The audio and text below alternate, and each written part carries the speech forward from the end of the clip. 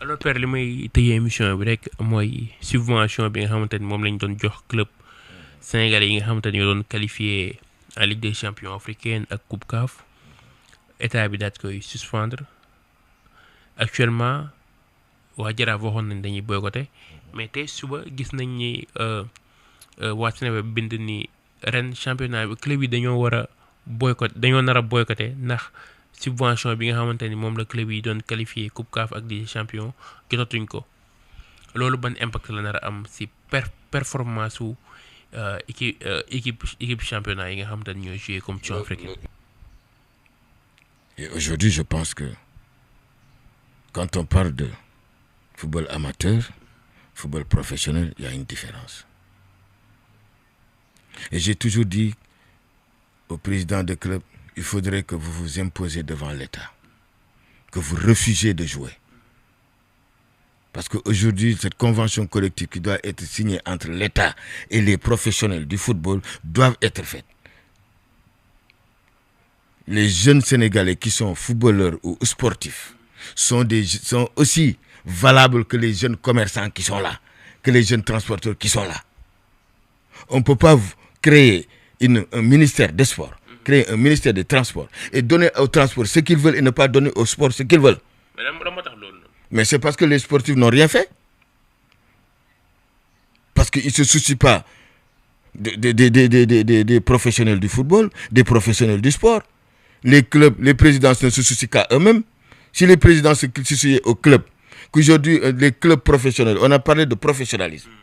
Les premiers professionnels, ce sont les acteurs. Ils doivent être mis en convention collective, ils doivent être mis en sécurité sociale, ils doivent être mis au niveau de tout ce qui est mutuelle de santé et tout ça. Comme les autres, comme les transporteurs, comme les avocats, comme tout le monde. Parce que ce sont des enfants du pied qui font leur métier.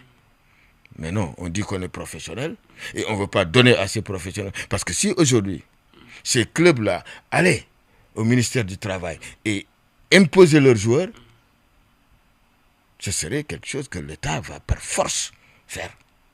Et aujourd'hui, il serait obligé de construire des stades partout parce que ce sont des travailleurs. Et l'État sait que s'il accorde ça au sport, il aura à le faire par force. Ça les arrange de rejeter ce sport. Mais aussi les présidents ne font rien. Parce qu'aujourd'hui, c'est ça ce qu'ils sont en train de faire. Il fallait le faire depuis longtemps. Depuis longtemps, quand on a parlé de professionnalisme. Ils ont parlé de professionnalisme, c'est-à-dire professionnel. D'accord? Ils ne dépendront plus de l'État. Mais ils devraient avoir une convention collective avec l'État. Et ça, ils ne l'ont pas cherché. Ils ne l'ont pas fait.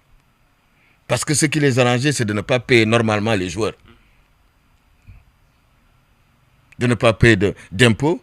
Est-ce que tu comprends? Et là, aujourd'hui, le code de sport de l'État doit le sortir rapidement. Ils en ont parlé et depuis... Mais attendez, comment ça se fait qu'aujourd'hui, quand il y a une réunion, je ne sais pas comment ils l'appellent dans l'État, là, hein, non, quand ils se voient quelque chose, je ne me rappelle même plus. Mais attends, ils ont parlé de tout, sauf du sport. Attendez. Et aujourd'hui, si l'équipe nationale du Sénégal joue, c'est tout le peuple qui est debout, qui est concentré. Et ces gens-là, on ne leur donne pas leur importance. Et le ministère des Sports qui dit, je ne donne plus rien. Mais attends, tu ne donnes plus rien. Mais fais cette convention collective avec le football. Et eux, ils pourront peut-être trouver des sponsors, des gens qui vont les accompagner. Ils pourront trouver les moyens de pouvoir jouer. Ou bien on arrête carrément le football. Il n'y a plus d'équipe nationale, il n'y a plus de football au Sénégal. C'est tellement simple. Mais ça, les clubs devaient le faire depuis longtemps. Et je l'ai réclamé. Plusieurs fois, regardez mes sorties. J'ai dit, les clubs n'ont qu'à dire, on ne joue plus. Et il n'y aura plus d'équipe nationale.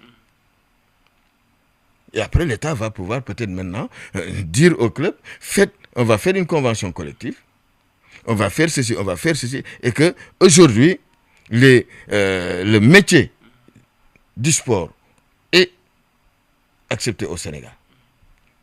C'est très simple. C'est très simple. Si l'État ne veut pas le faire, les clubs sont en grève, mais l'équipe nationale du Sénégal n'ira pas à la Coupe du Monde ni à la Coupe d'Afrique. C'est très simple. Et ils le savent très bien. S'il n'y a pas de championnat national ici, la FIFA va saisir. Parce qu'aujourd'hui, normalement, pour jouer en équipe nationale du Sénégal, il faut être licencié dans le championnat du Sénégal. Normalement, il faut être licencié dans le championnat du Sénégal. C'est ça la loi. Après, c'est les affaires de passeport qui sont sorties. Mais normalement, il fallait être licencié pour jouer dans l'équipe nationale du Sénégal. Maintenant, tout a été changé. Mais attention à ce que les gens sont en train de faire, que ce soit les clubs, que ce soit l'État. Essayons de trouver une solution et de pouvoir faire en sorte que tous les Sénégalais puissent être joyeux. Parce que nous préparons une Coupe du Monde, il ne faudrait pas qu'on laisse passer cette chance de pouvoir prendre pour la première fois en Afrique cette Coupe du Monde. D'accord. Merci beaucoup, Père, pour votre disponibilité. Le mot de la fin. Écoutez, de dire merci à tout le monde. Félicitations encore à Papto et à l'équipe nationale du Sénégal, à tous les joueurs, à la fédération sénégalaise, cette nouvelle fédération que nous souhaitons bon vent et espérons qu'ils vont ramener la Coupe d'Afrique comme Augustin l'a fait.